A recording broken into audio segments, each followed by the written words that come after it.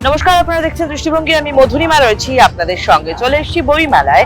বইমেলা মানে আমরা জানি ইয়াং ক্রাউডও বেশ থাকে, আর আসন্ন নির্বাচন রয়েছে, সেক্ষেত্রে ইয়াং ক্রাউডের ভাবনা কি রয়েছে আসন্ন নির্বাচন নিয়ে, চলুন ঘুরে দেখি, কথা বলি তাদের সঙ্গে।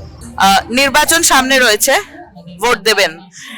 যেই আসুক সরকারে, যে দলই আসুক, কি এক্সপেকটেশন থাকবে সেই রাজনৈতিক দলের কাছে? যে গভর্নমেন্টই আসুক, আমি চাইবো যে যাতে নতুন জেনারেশনের জন্য ভালো প্রকল্প নিয়ে আসুক এবং তাদের কাজের জন্য মানে কাজের সুবিধা নিয়ে আসুক। আমি এত বছর পর্যন্ত এর আগে বামফ্রন্ট সরকারকে দেখেছি, বর্তমানে তৃণমূল সরকারকে দেখছি, সবাই ভালো করে খারাপও করে। তার মধ্যে এই বর্তমান যে সরকার আছে, আমি শুধু চাই যে যত রকমের ভাতা দেয়া হচ্ছে বিভিন্ন প্রকল্প বাবদ, আপনারা দেখতে পাচ্ছেন, আমি নাম বলছি না কি প্রকল্প, আমি চাই ফার্স্ট টাইম সমস্ত ভাতাগুলো বন্ধ করে দিক, তবে ফাইন্যান্সটা আরো বেটার উন্নতি করবে।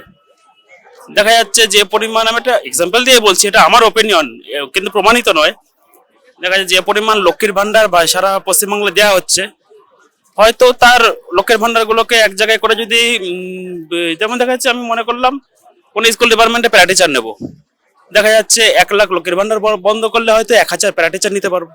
এবার 1000 প্যারা টিচার নেওয়া মানে কিন্তু প্রতি ফ্যামিলিতে একজন পিছনে আরো 4 জন লোক আছে, তাহলে সেই হিসাবে কিন্তু আমার 4000 ফ্যামিলি বেঁচে যাচ্ছে। ওটা মনে হয় বেটার হয়। শুধু ভাতাগুলো বন্ধ করে দিক, ওইগুলো কোনো ডাইরেক্ট কোনো সার্ভিস, সে টেম্পোরারি হোক, পার্মানেন্ট হোক, গ্রুপ ডি হোক, বা প্যারা টিচারের মতো বা সিভিক পুলিশের মতো এরকম কিছুতে নিয়োগ করুক, অনেক বেটার হবে। এডুকেশনস এর ওপরে একটু যেন কাজ করে, যেন সবাই এডুকেটেড হয়, এরকম না যে সবাই পাস সবাই ফেল, মানে এডুকেশনের উপরে যেন প্রপারলি করে। আর এই যে রোড সাইডের যে দোকানগুলো আছে না, যেগুলো রোডের ওপরেই উঠে চলেছে, ওগুলোকে একটু ম্যানেজ করা, মানে অল ওভার যেন ম্যানেজমেন্টটা ঠিকঠাক হয়। আমি চাই সিভিক সেন্সের ওপর আরো বেশি কাজ করা হোক, মানুষের মধ্যে সিভিক সেন্স আরো বাড়ানো উচিত, অ্যাওয়ারনেস আরো বাড়ানো উচিত। আমরা অ্যাওয়ারনেস যত বাড়াতে পারবো, তাহলে আমাদের পারিপার্শ্বিক পরিবেশটা আরো ভালো হবে। জাস্ট আমরা এটাই চাই, সিভিক সেন্স বাড়ানো হোক, আর আরো ইনফ্রাস্ট্রাকচার আরো বেটার করা হোক। আমি চাই যে government medical infrastructure, education infrastructure আর রোড ইনফ্রাস্ট্রাকচার উপর কাজ করুক, কারণ যেহেতু আমি প্রায় 1 বছরের উপরে বাইরেই আছি, আমি দেশে এসেছি এখন ছুটিতে, তো সেইখানে যখন আমি নিজেদের কম্প্যারিজনে দেখি, তো সেই মুহূর্তে আমার একটা হিট করে যে আমাদের কি দরকার কি দরকার না, বাইরের দেশের সাথে আমাদের কম্প্যারিজনটা কোথায়। আমি তাইওয়ান, মালয়েশিয়া, ইন্দোনেশিয়া 3 জায়গাতেই থেকেছি গত 1 বছর ধরে। প্রথমে হচ্ছে গুড রোডস, মেডিকেল ইনফ্রাস্ট্রাকচার আমাদের গভর্নমেন্টের তরফ থেকে থাকলেও কিন্তু ইনফ্রাস্ট্রাকচারটা খুব একটা ভালো না, যেটা আমি বাইরে দেখেছি। আর মেডিকেলটা আমাদের ফ্রিতেই হয়, বাইরে যখন আমি যাই আমাদের আইডি কার্ডের উপর ফ্রিতে আমরা ট্রিটমেন্ট পাই, যেটা আমরা এখানেও পাই, কিন্তু ইনফ্রাস্ট্রাকচারে আমাদের আকাশ পাতাল তফাৎ আছে, যেটা আমি চাই গভর্নমেন্ট ফিক্স করবে।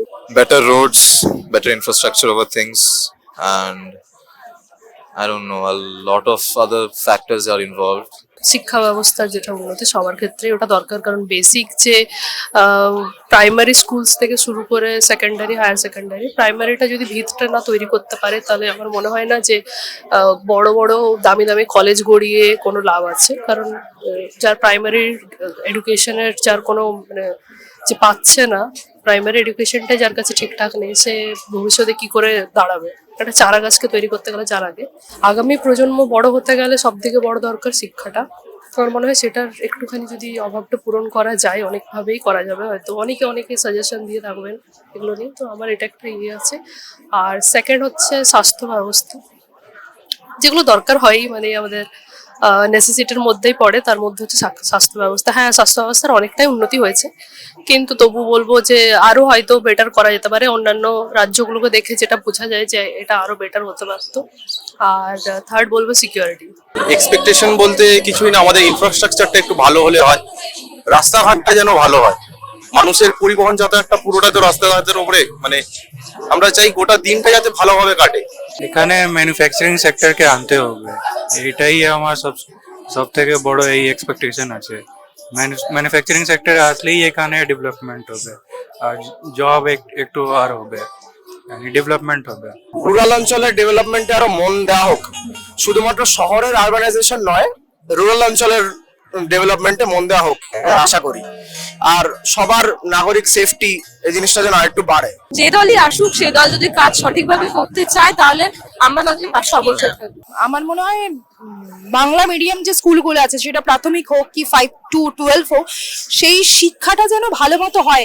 এবং যেখানেই সেটা কলকাতা শহরের হিন্দু স্কুল বলুন, হেয়ার স্কুল বলুন, বাঘাযতীন বিদ্যালয় বলুন কি কাকদ্বীপের যে স্কুলগুলো আছে সেই স্কুলের শিক্ষাটা যেন ভালো করে হয়। কারণ দরিদ্র সীমার নিচে যারা, তাদের জন্য যেরকম এটা খুব ইম্পর্টেন্ট একটা জায়গা শিক্ষার, ওই স্কুলগুলো তারা কিন্তু পারবে না ইংলিশ মিডিয়াম স্কুলে এসে পড়তে।